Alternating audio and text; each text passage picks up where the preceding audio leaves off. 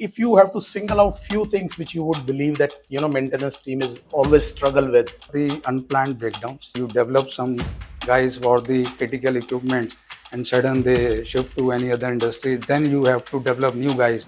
So this is the challenging that we are facing on the continuous basis. First you have to implement AI, you need the data bank. Without the data, without the proper analysis, you will not do any beneficial thing for the organization, for the department. I think people are a very important part of any business. Right. What kind of failures over a period of 20 years which you have spent in this sphere?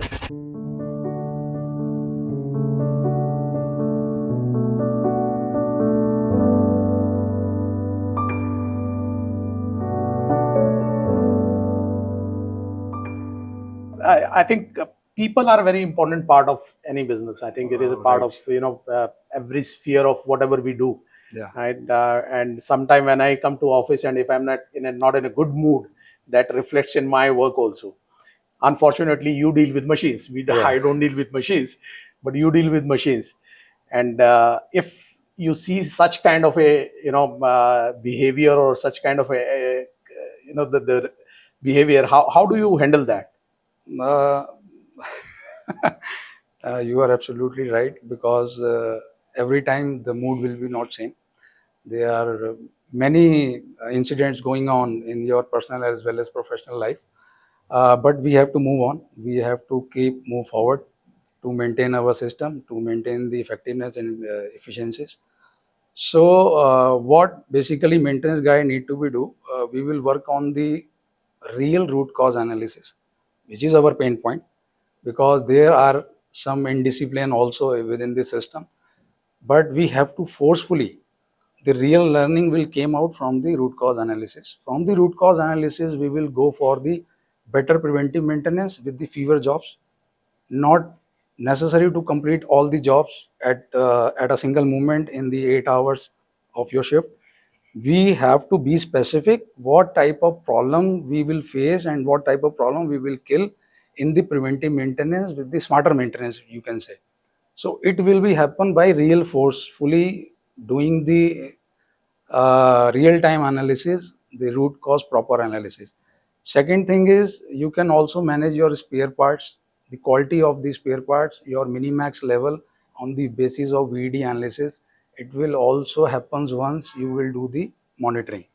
Okay. You will tracking your system. Okay. And third thing is the condition-based monitoring of the machines. What type of monitoring you want to do? It will also came out from the analysis part.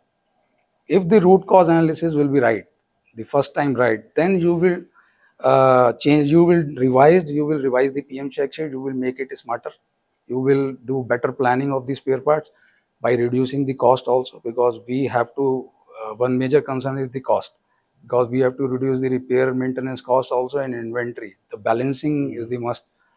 So we will take care of these things by real-time monitoring and the proper analysis. Yeah, I think that's a very critical point which you raise, that cost of the spare part we need to reduce. Uh, I always think that as a sales guys, our job is to increase our sales. Right. As a maintenance guy, your job is to reduce the cost. Yeah. So how does these two meet? So I think that's a very important point. But coming back to the same topic, what are the 3 KPIs which you normally track religiously in your department? First of all, the cost, as you mentioned, because cost is the important part. So we will track our spare parts consumption cost as well as the inventory cost. Secondly, we will maintain our MTTR and MTBFs of the machine. So we will track the MTTR, mean time to repair, and mean time between failure of the equipment. So this is the very much important for the maintenance person. And third one is the breakdown percentage loss. So how much is the overall breakdown percentage of the total productivity? So these 3 KPIs are the major ones. And beyond this, the one of the major also, the fourth one is the development of your team. The skill gap need to be killed. Yeah. The enhancement of the skills is the must. True, that is very important. Yeah. When you bring the cost, I think cost and reliability, normally they are considered as inversely proportional. So if you want to increase your cost, your reliability may go down. How do you handle this? First of all, we will not see both of them separately.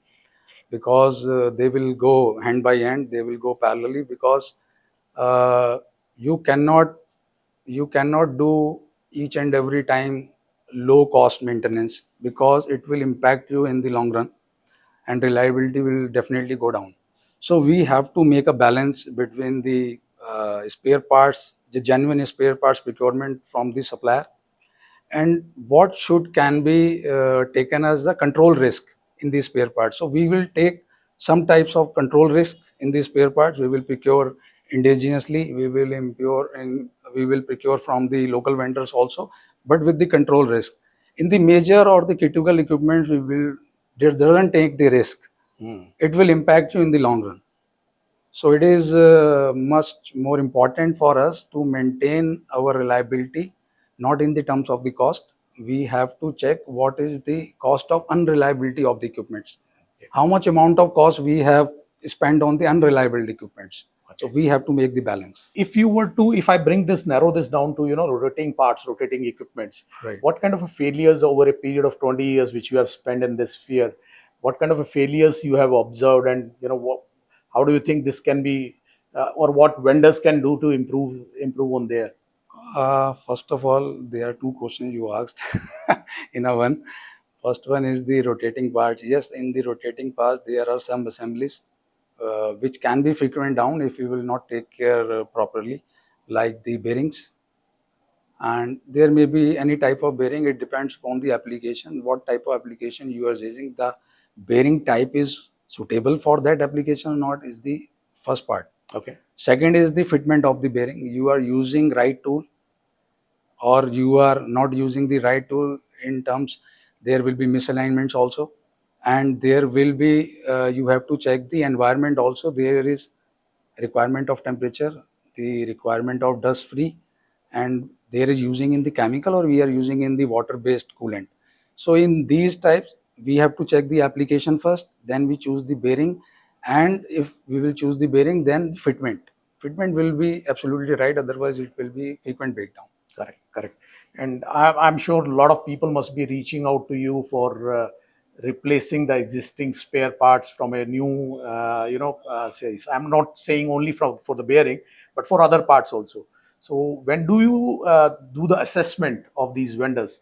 What are the most important thing which you takes into account? In the vendor part, we will check first of all the relationship with the vendor is important. There is a short-term relationship with the vendor, or there is a long-term relationship. And second is how much ownership the supplier or the vendor is going to be take. So we will judge the vendor or the supplier on the basis of these parameters first, and how competent they are to produce us the right type of bearing or right type of any LM guides or blocks which we needed for our application. So what we do, we will first tell them the scope, we will tell them the applications, and we also judge the supplier and the vendor in the help with the help of the purchase team. We will check the relationship also and the ownership they are taking. You touched upon predictive maintenance. Let's come to that. I think condition monitoring is one sphere where I think going forward a lot of investments are coming. Yes. A lot of people are now talking about machine talking to each other. We are already in industry 4.0 now. People are talking of industry 5.0, Right. where you will have all these database connected. You will have a lot of information. What do you think how the industry will look like from maintenance perspective in next few years? Uh, I will tell you three things in this. First of all, we implemented 3.0. The 3.0 is the smart machines, getting data from the machines. So the basic challenge was for the connectivity, to upgrade the machines. So 3.0 is the must. Then there is the 4.0. The 4.0 is absolutely must because the analysis comes in. The analytics part and the strategy comes in the 4.0. So using the smart sensors, using the smart technology, as you say, machine will talk to each other, machine will talk to the server, and we get the data with the analysis. I will give you one example of the spindle. In a spindle, there are different parts, because the wheel mount on the spindle will also impact on the performance. The wheel balancing or unbalanced wheel will also impact the performance.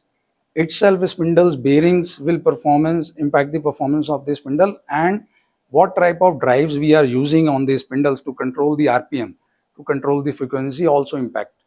So the spectrum diagram of all these factors is the must. It will done through the 4.0. Correct. And then comes in picture the 5.0, which is the future in the maintenance industry in India, or you can say globally. The 5.0 is the smart machines itself telling us this part is going to be fail in this much of time. So please take proactive measures rather than the reactive.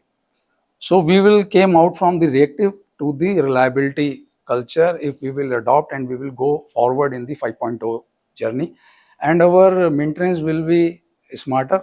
I will not say maintenance, the setting part is will be also the smarter, because there are many visual types instruments is coming in the market. That visual reflection will show you how setting is going on in front of your eyes. You can do it in the fraction of time rather than following the SOP or the manual procedures. Correct.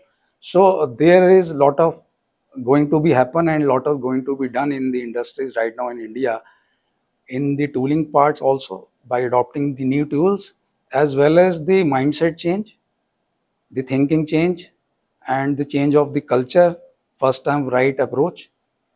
Then we will came out from the reactive to reliability culture, you can say. How do you see the future of maintenance in India?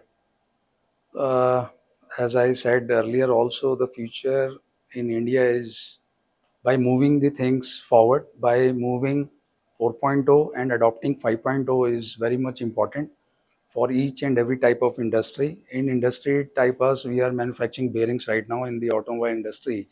For us, it is mandatory right now to track our machines, to get the real-time data with the real-time analysis, with the perfect root cause analysis in first time right approach. Okay. Vivek, one last question. What is your message to the budding engineers of India? Uh, I will say there is only one thing I will ask to the buddy engineers. First, you must go to the machines, you go to your processes and learn how the machine mechanisms, how the process is going on. The know-how is very much important rather than you type it in the chat GPT and getting the answers. This will be the way forward. You cannot, in the starting, you cannot depend upon the chat GPT. You have to learn by itself. The practical knowledge of the machines, the mechanisms, the process is must. Then you will add some values. You will change your SOPs, you will revise your SOIs, and you will change your actions also and take appropriate action at the right time. So I must say, must go on the machines, go on the processes, whatever department you have. So you first go through that, you practically take all the knowledge first, then you will do the 3.0, the 4.0, the 5.0 or the chat GPT, you can use that.